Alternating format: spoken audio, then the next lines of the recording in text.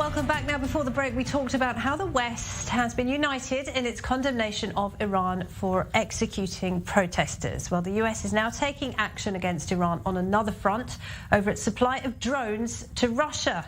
The US Treasury has imposed sanctions on officials tied to an Iranian defense company that designs and produces drones, which have been used in Russia's war in Ukraine. To talk more about that, we're joined now by Jason Brodsky, Policy Director at United Against a Nuclear Iran. Great to see you again, Jason. We know, don't we, that Iran has been supplying Russia with these drones for quite a while now. Why has it taken so long for the US to act?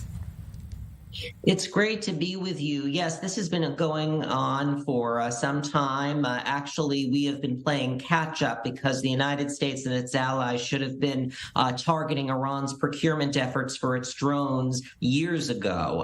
But now only when Russia has invaded Ukraine and Iran started arming Moscow does the West pay close attention. So we're playing catch up.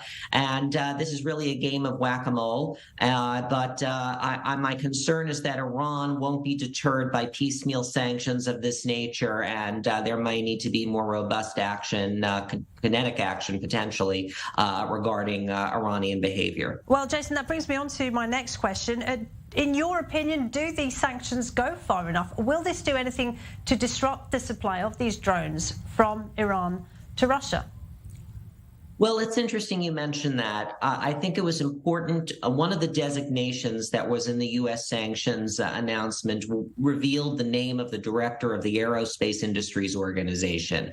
That name had not been in the public realm in U.S. or Iranian media. And I think that that's a very important step because the U.S. is declassifying and revealing these identities to make it easier for U.S. partners and allies and others to clearly identify these procurement networks. And so that's really critical. I think that we are also seeing in these designations, particularly the focus on the Quds aviation industries. Let's remember the EU WMD-related sanctions on Quds aviation industries are scheduled to be lifted this year. Under the JCPOA, and the EU just designated them under Ukraine authorities in November. And so this is why the JCPOA has no future. So would you say then, Jason, that the US and the EU are at least on the same page when it comes to a tough response to Iran?